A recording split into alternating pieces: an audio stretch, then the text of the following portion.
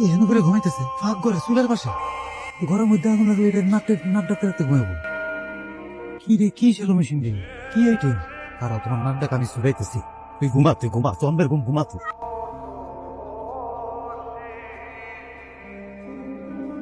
আব্বা আম্মা কই গো? আসসালামু আলাইকুম। আসসালাম। কাদের আছেন? আরে জামাই বাবা জি ওটা তো আরে কি হচ্ছে হঠাৎ করে সাত সকালে আমার বাড়িতে কোন সমস্যা হয়েছে নাকি? সমস্যা কোন মানে কোন কপালে আপনি ঘুমায় বিয়ে করতে গেছিলেন আল্লাহ জানে। একটা মানুষের সমস্যা থাকতে পারে তাই বলে এত সমস্যা এত সমস্যা লেবার জন্মায় কেমনে? হ্যাঁ আসেন আমার কাছে। বাবা যে বিষয়টা একটু খুলে কও না, যদি খুলে না কও আমি বুঝবো কি করে? বুঝাবুঝির দিন শেষ, যাইবো ফেস টু ফেস। আপনি বলেন মা কই মারা ডাক দেন, মারে যাও আমার বাড়িতে একটা সমাধান হইব। আমরা কই গো? আচ্ছা বাবা তুমি মাথাটা একটু ঠান্ডা করো। আসসালামু আলাইকুম। ওয়ালাইকুম আসসালাম জামাই বাবাজি, তুমি কখন আসলা? আইছি মেলা কমে যাইছি। বাবা আসো ভিতরে আসো। আমি আপনাকে বাড়ির ভিতরে জন্মে গেছি নাই, আপনাকে আমার বাড়িতে নিতে আইছি। আসেন আমার কাছে, আসেন করে মাছ। জামাই কি কয়? জামাই আর কি করবো, সবই হইলো আমার কপাল।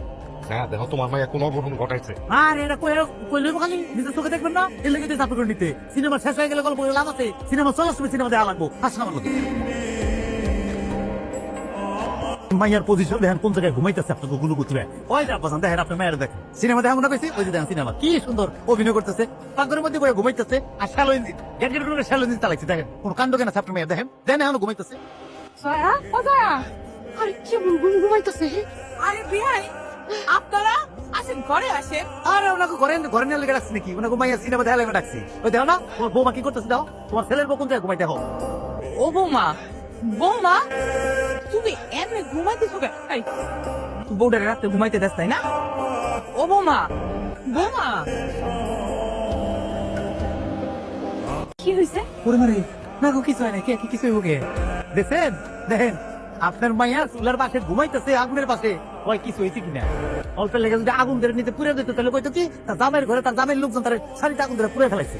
আচ্ছা বৌমা, তুমি যে এমনি ঘুমাইছো যদি একটা অঘটন করতো তাহলে কি হইতো বলো তো? হ্যাঁ এসব তো বলে কে আসে না। অঘটন ঘটনা বাকি আছে কিছু? যেদিন এই মেয়ের আমি বিয়ে করছি সেদিনই তো আমার জীবনে অঘটন নাই নাইছে। ওর লোকের কোনো কথা নেই, কোনো সংসার নেই, আপনি এত করে। না না আমা, আমি না খুবই ক্লান্ত আছিলাম, কখন যে আমার চোখ লেগে গেছে আমি না বুঝতে পারিনি। সব একদম চুপ, একটা কথা কবি না। বিয়ের দিন থেকে একটার পর একটা অঘটন তুই ঘটাইতেছ। আরে তুই যদি এরকম তোর সংসার করবি কেমনে? তার লোকে কে সংসার করবো? আপনার মেয়ের লোক আমি করুন সংসার। আম্মা ওই যে মেয়ে বাপ পাইছে তাকে মায়ের তা করে বুঝাই দিয়ে যাও, এই মেয়ের লোক আমার সংসার করা সম্ভব নাই, পাও মিনা লোক সংসার করবে। জামাই বাবাজি এইবারের মতো তুমি আমার মেয়েটারে মাফ করে দাও বাবা। আরে ক্ষমা করুন, আপনার মেয়ে একের পরে ভুল করে দেবেন, কিন্তু ক্ষমাই করে দেবো। বিয়ের পরে তো একের পর শান্তি আপনার জীবন লেগে গেছে। হ্যাঁ কত ক্ষমা করা যায়? আপনি আপনি এমন করতেছেন কেন? আমি কি করছি? আমি না হয় সামান্য একটু ঘুমাই পড়ছিলাম, এই জন্য তো অশান্তি করা লাগবো। ওরে মারে আপনি মেয়ে কি করছি দেখছেন? সামান্য বলে সামান্য ঘুমায় পড়ছে, তোর ফোন দিব মনে করছস? তুই মনে করছস কি তোর শাড়িতে আগুন লাগলে আমার বাড়িতে আগুন লাগতো, বাড়িটা পুড়ে যেত? এগুলো তুই ফোন দিয়ে করছিস, বাড়িতে আগুন লাগার লেগে। আপনি সব কি কর? আমি কখন কইলাম যে আমি ফোন দিতে বাড়িতে আগুন লাগাই দিতে চাইতেছি? আই চুপ, একদম চুপ থাক, কোনো কথা কবি না। শ্বশুর বাড়ি আইতো এরপরও কোনো আক্কেল জ্ঞান কিচ্ছু হয় না। জামাই বাবাজি আমি তোমার কথা দিতেছি, আজকের পর থেকে আমার মেয়ে এরকম ভুল আর কোনোদিনও করবো না। অভিয়ান সাহেব আপনি একটু বুঝাই কর না। বাজান একটু মাথাটা ঠান্ডা কর, শ্বশুর শাশুড়ি আইছে তাদের সামনে মানুষ এরকম করে। বেন কিছু হইব না, বোমা একটু খেয়াল করে চলবা।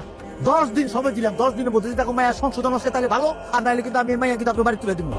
যত সব কি বিয়াতে করছি আমি।